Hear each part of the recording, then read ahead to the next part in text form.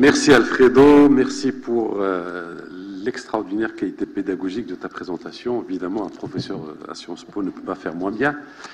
Et merci pour avoir, surtout en un temps record, réalisé ce que je dirais modestement une performance.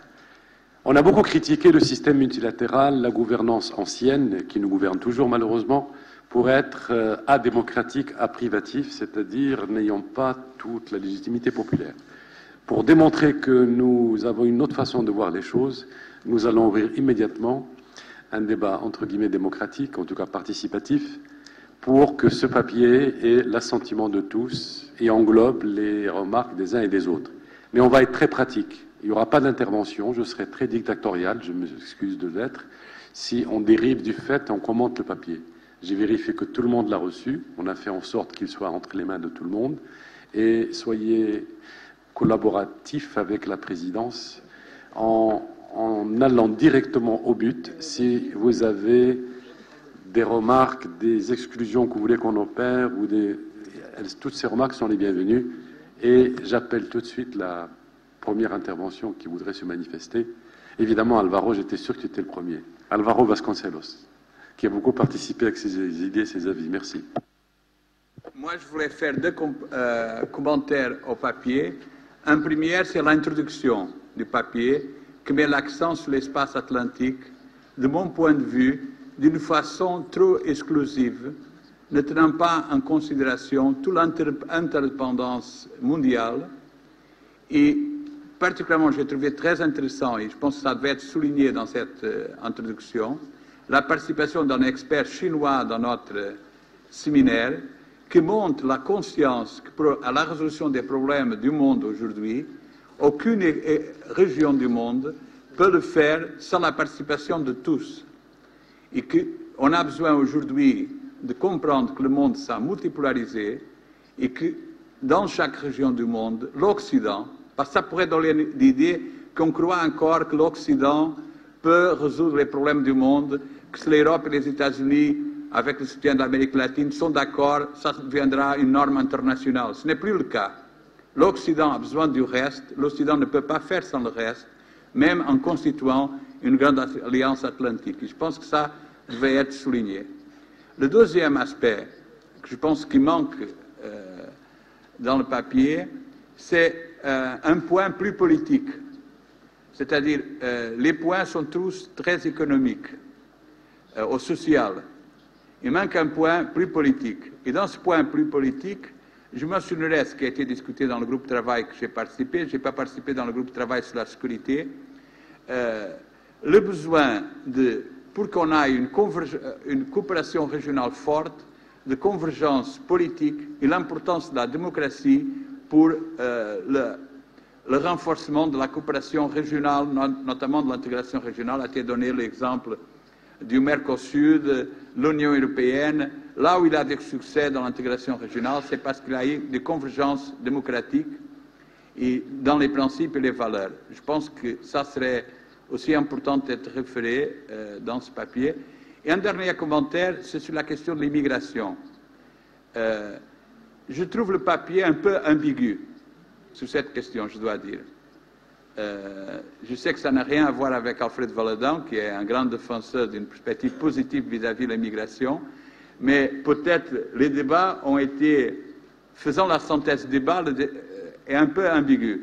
J'aimerais qu'avec force, on dise dans le papier que les immigrants sont une énorme richesse et qui font partie de ce monde en réseau qui existe aujourd'hui, et que dans ce monde en réseau, les immigrants sont un atout très important pour le développement, pour la proximité culturelle, pour la compréhension mutuelle. Alors moi, j'aimerais voir dans ce papier une attitude très positive au rôle des immigrants. Un dernier commentaire dans la question politique, c'est les problèmes des crises dans la région que nous parlons, de laquelle nous parlons. Il a besoin d'un effort d'ensemble pour faire face à quelques-unes de ces crises qui créent des problèmes très graves du point de vue humain, notamment en Afrique, mais pas seulement en Afrique, aussi au Moyen-Orient. Et Dans ce cadre, peut-être ça serait intéressant de souligner l'énorme fenêtre d'opportunité qui est la transformation qu'il y a eu aux États-Unis avec l'administration Obama et qu'il faut que nous tous saisissons ce moment pour essayer de contribuer à la résolution des problèmes très graves qui existent dans la région et un devoir de solidarité avec ceux qui souffrent de la guerre et le besoin de paix et de contribuer à la paix. Voilà, je m'arrête là. Merci Alvaro, on répondra plus tard. Vous avez la parole. Oui, un peu dans la même lignée de ce qui vient d'être dit. Je pense que l'ouverture, il serait très intéressant en ouverture d'être moins défensif. Et j'ai l'impression qu'il faudrait peut-être évoquer les questions de problèmes de défis de gouvernance à l'heure actuelle au niveau mondial, qu'il s'agisse de défis de gouvernance dans toute une foule de domaines, et d'avoir une vision, parce que là, on attaque tout de suite de manière un peu défensive l'espace atlantique par rapport à un Pacifique qui va peut-être l'emporter. Il y aurait peut-être un chapeau, peut-être beaucoup plus visionnaire, qui prendrait... Je suis hors d'ordre. L'appel. Bon, d'accord. Je pense que j'ai fait une introduction au début de cette séance, après que Si Ahmed Halimi a donné la parole, pour résumer très brièvement une déclaration, un appel qui n'a pas encore été distribué. Depuis, ça a été distribué. Donc, ce que Alfredo Valadao nous a présenté, c'est la feuille de route, c'est-à-dire c'est l'annexe à un papier d'une page qui s'appelle l'appel de Srerat, qui répond d'ailleurs en partie à ce que Alvaro a formulé comme requête. Et je pense qu'on peut, pour faciliter l'exercice, gagner du temps, examiner les deux documents en même temps avant de faire les remarques. Je pense que beaucoup de remarques vont disparaître d'elles-mêmes. D'autres remarques? Oui, monsieur l'ambassadeur. Merci beaucoup. Très brièvement, je pense que les deux documents, ça va très bien et ils sont reflétés ce qui a été dit ici. Je pense que l'idée de souligner l'aspect positif des migrants, c'est quelque chose qu'on pourrait faire. Hein? Mais je pense qu'il ne faut pas ajouter d'autres questions qui n'ont pas été discutées en profondeur pendant la réunion. Je pense que la question des migrations, oui, mais il y a d'autres questions qui ont été soulevées qui n'ont été pas tellement bien discutées. Alors je pense que les documents tels qu'ils sont maintenant sont très acceptables. Et si on peut ajouter un peu l'aspect positif des migrations, ça suffit. Merci beaucoup. Bien, Alfredo va répondre à toutes ces questions plus tard. Monsieur l'ambassadeur.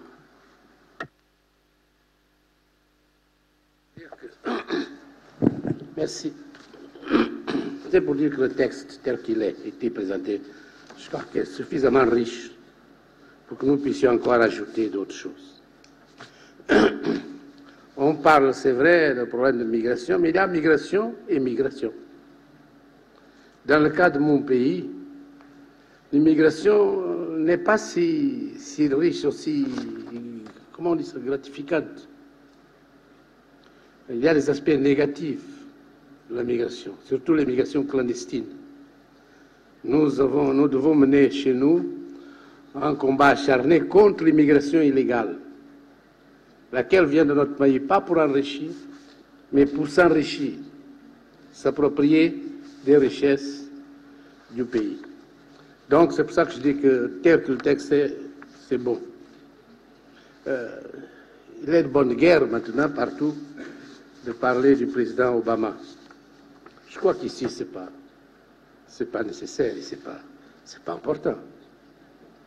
Nous parlons de l'espace atlantique et ça suffit. Voilà, merci beaucoup. Merci beaucoup, monsieur l'ambassadeur, cher frère, une sagesse continue et permanente. Oui, le voisin de madame Spencer a demandé la parole. Vous avez la parole. Oui, voilà. Non, juste pour dire que je félicite les rédacteurs de ces textes, et notamment pour avoir, en ce qui concerne la thématique de la sécurité, réussi à la répartir dans toute une série de sous-catégories du texte. On peut peut-être quand même regretter qu'il n'y ait pas simplement un rappel liminaire pour dire que c'est un espace de paix, c'est un espace où les échanges sont libres, et c'est un espace qui contribue à la stabilité des relations internationales de manière générale, même si, je le redis, je suis d'accord avec cette façon d'aborder la question de la sécurité en la diluant dans d'autres aspects. Merci, M. Gauthier. Antonio, Monsieur l'ambassadeur et mon cher frère, Antonio. Merci, merci Hassan. Très brièvement pour dire d'abord, pour féliciter, parce que je crois qu'Alfred Volodin a fait une magnifique synthèse des travaux. Et je dis, Alvaro, je comprends un peu, je suis d'accord avec tous les points qu'Alvaro a fait, mais je crois que le document gagne en effet à être plus réduit, plus concentré sur les discussions qui ont eu lieu, et je crois que ça a été vraiment un effort remarquable de synthèse. Je suis d'accord qu'on peut éliminer les choses de contraposition. Par exemple, en effet, dire que le Pacifique va devenir quelque chose, ça ne vaut pas la peine. Mais c'est l'approche positive, et je crois que ce document gagne en effet en conjugation avec l'appel, avec l'autre, à rester un peu tel qu'elle est, parce qu'elle est équilibrée. Et je crois qu'aussi la déclaration finale est très bien. Et je dois féliciter pour l'effort de synthèse que vous avez fait. Merci. Merci beaucoup, Antonio. Est-ce qu'il y a d'autres? Je pense que... Ah, oui, Castro. Oui, oui. Oui. Il y a Claire aussi. D'accord.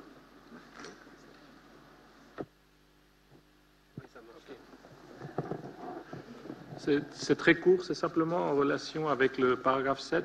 Bon, remercie aussi pour le bon travail de synthèse qui vient d'être fait. Mais dans le point 7, peut-être, lorsqu'on parle d'économie propre, je ne sais pas si le terme est approprié, on devrait dire économie verte ou économie durable de la connaissance. Je crois que n'importe quel des deux serait approprié, mais c'est la production propre et peut-être pas l'économie propre. Ça sonne un peu étrange. Ok. Merci, mon cher ami. On a utilisé les trois, d'ailleurs. On a utilisé les trois concepts dans le même papier. Il y a l'économie verte, l'économie propre. Non, on va mettre de l'ordre dans la linguistique, sans problème. Avant de donner la parole à Claire, oui, hermano de México. Gracias, señor embajador. Solo para felicitarlo, a mí el documento me parece completo. No le quitaría ni le agregaría nada. Toca todos los puntos que aquí se discutieron en este ambiente libre y de alto nivel. Sin embargo, sí quisiera subrayar que debemos adjetivar, porque hablamos de una crisis sistémica, una crisis de confianza, no financiera, una crisis global, general, moral o inmoral, ética, en todos los... Sí sugeriría respetuosamente que esto tuviera un marco de referencia de un nuevo orden mundial, que fuera propuesto y nosotros lo difundiríamos en nuestra red, como aquí se subraya, en todo nuestro espacio que es América.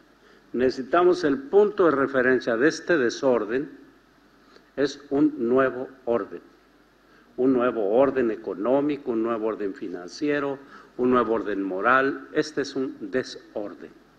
Yo sugeriría eso muy respetuosamente, que ese podría ser el espíritu de esta conferencia de Marruecos, que lo engrandecería. Gracias, señor embajador.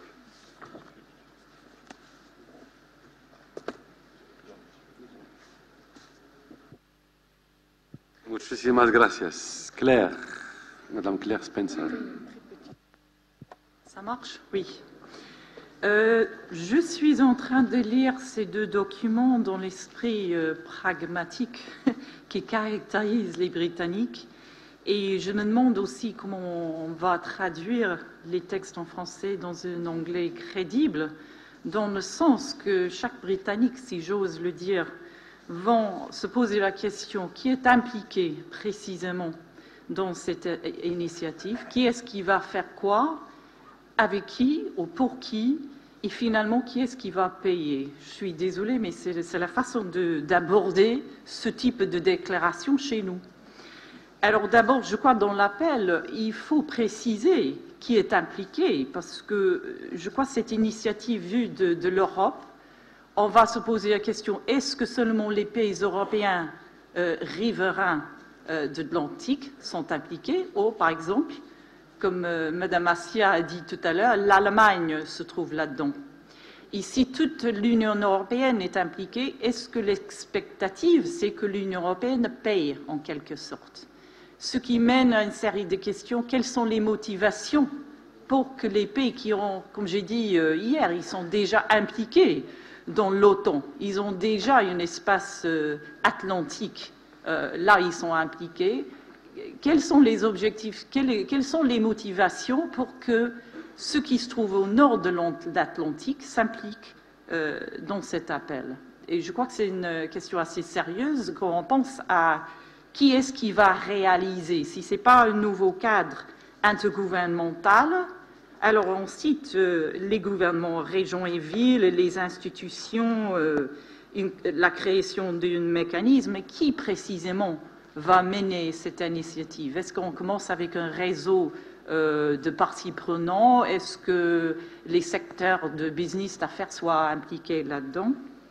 Alors toute une série de questions, je crois, à préciser, va faire, si j'ose dire, rendre plus facile le marketing de cet appel, et qui va faire la distinction entre d'autres types d'appels de la sorte qui cherchent, si je veux dire, le bonheur à tout le monde, mais il faut préciser, à mon sens, des actions précises. Et un petit commentaire pour terminer sur la discussion qu'on a eue hier sur la sécurité. On a eu plusieurs appels pour la reconceptualisation de la sécurité. Et je crois que ce n'est pas vraiment reflété ni dans l'un texte ni l'autre, l'idée que citer le trafic de personnes, de drogue, etc., réfléchit suffisamment la discussion qu'on a eue en disant il y a une partie de ces questions qui soit sécuritaire, mais il y a d'autres questions qui sont pas du tout, qui rentrent pas du tout dans les questions, dans les domaines sécuritaires. Je crois qu'il faut préciser comment on va traiter des thèmes différents. Merci. Merci Claire. Assia. Oui, très brièvement, moi je voudrais réagir sur la proposition de mettre nouvel ordre international. Moi je voudrais qu'on se départisse de ce nouvel ordre, parce que depuis le temps qu'on nous annonce un nouvel ordre, depuis la faillite de celui de 1974, l'utopie, celui de M. Bush père, etc., moi il me semble que ce qui est important, c'est d'insuffler un nouvel esprit et une nouvelle approche. Et j'aimerais donc réagir sur ce que disait Claire, pour peut-être dire qu'aux États, pas du tout qu'ils vont avoir des charges peut-être tellement supplémentaires, que peut-être faire un redéploiement des moyens de différentes façons, avec un autre regard sur cet espace, et peut-être une upgrading du regard sur l'autre, et notamment sur l'Afrique et sur l'Amérique du Sud. Je crois que ça, c'est fondamental pour la vision que l'on peut avoir de cet espace. D'abord, une réhabilitation des partenaires, et essayer d'aller plutôt vers des partenariats que vers du paternalisme et vers finalement un modèle de développement qui a été éculé. Et je ne veux pas justement que ça se traduise par un recyclage des anciennes approches qui vont avoir simplement un terme nouveau et que rien ne va changer pour, encore une fois, apaiser les gens et par conséquent, c'est beaucoup plus une révolution de l'esprit qu'il faudra insuffler. Et je crois que la balle est dans le camp de tout le monde. Il nous faudra changer à la fois de mode de vie et aussi d'approche des phénomènes qui sont extrêmement complexes et qu'évidemment on ne peut pas appréhender dans une déclaration aussi courte. Merci Assia. Cher Xavier. Je n'allais pas laisser le privilège de la conclusion aux Anglais, si vous pouvez me permettre cette joke. Mais quelque part, j'ai envie de rebondir sur la pertinente intervention de Claire, et puis quelque part sur l'interpellation de la salle par notre ami Dorval. Parce que je trouve le document parfait, mais quelque part, on a peur d'exprimer cette notion de leadership qui fut celle de l'espace atlantique et qui le reste. Ça a été très très bien dit en introduction. Et je crois qu'il ne faut pas avoir peur de le dire. Et d'expliquer ce que vous évoquiez, c'est-à-dire que ce leadership est en train de muter, de changer. Nous ne sommes plus dans une configuration de type Made in Germany, et quelque part d'avoir peur de dire maintenant Made in China. Non, c'est conçu maintenant, c'est conceive in. Ça va être conçu sur cet espace atlantique. Et je pense que ce qu'il faut, c'est introduire cette notion de leadership. Il faut reparler, il ne faut pas avoir peur d'utiliser ce terme-là. Et je pense que il faut qu'on soit, je rejoins Dorval, il faut que quelque part on trouve dans l'explicitation dès le départ, une explicitation où on n'a pas peur de réaffirmer le leadership de cet espace stratégique. Et de dire qu'il s'est passé des choses et qu'il va se passer des choses, qu'il se passe des choses et qu'il va se passer des choses. Pas parce qu'il y a une crise aujourd'hui qui crée comme une sorte de grand ouragan sur l'Atlantique Nord et déstabilise l'Atlantique Sud, pose un certain nombre de questions, que pour autant il ne se passe rien. Au contraire, la preuve, si on est tous réunis ici, c'est que on a conscience qu'on peut transformer les choses et les organiser. Donc j'aimerais qu'on aille un petit peu sur cette, enfin si c'est faisable, hein, qu'on introduise cette notion de leadership, et pas simplement que de leader, parce que si on laisse que le terme de leader, c'est les Anglais qui vont prendre le contrôle. Donc, Sefi Bodansky, you have the floor. Yeah. Two points. One very specific, that Article 1, Item B, and I'm not going to try and read it in French. The primary goal of all governments and governmental organizations is to care for the security and freedom of the citizenry. I think that as we address the issue of threats to the people of the region, we do need also to include or insert addressing the threat from non-state violence of political and social character, if only because none of the commendable projects and initiatives and objectives that are outlined in subsequent articles will endure bombings or any other forms of instability. We need to do it. Security must be comprehensive and against all threats. Number two, an issue of principle. The region that we're talking about includes both the richest and the poorest countries on the face of the earth. We must address the gap because the gap is growing and to the detriment of all concerned. And I think that a major objective or major goal that we must address is how to first learn to cohabitate with this social and economic imbalance in the current times of economic and social crisis, unprecedented crisis, and eventually find a way to narrow the gap and stabilize relationship. Thank you. Thank you. Je pense que je vais prendre peut-être une dernière intervention. Monsieur le ministre qui avait demandé la parole. Mais vraiment, d'abord, Monsieur le ministre. Oui, non, moi j'approuve tout à fait le document et l'appel. Je n'ai pas d'objection de fond. Simplement, je pense qu'il faut revoir les 2 et 3 premières lignes du document, parce que je suis sensible à ce que disait Alvaro. Je crois qu'il ne faut pas avoir l'air de dire maintenant c'est l'Atlantique, ensuite ça va être le Pacifique. Ça me paraît à la fois maladroit et inexact. Je pense qu'il faut plutôt dire quelque chose comme, sans pour autant négliger la nécessité d'une concertation à l'échelle du monde, et en particulier sans négliger le rôle du Pacifique, l'Atlantique, etc.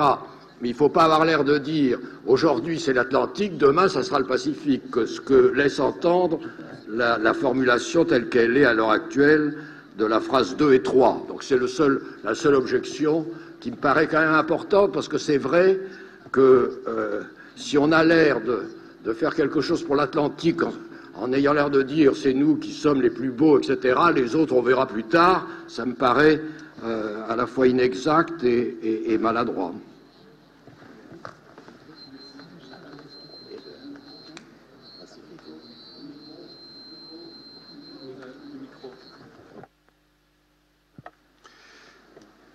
Diez segundos, por favor.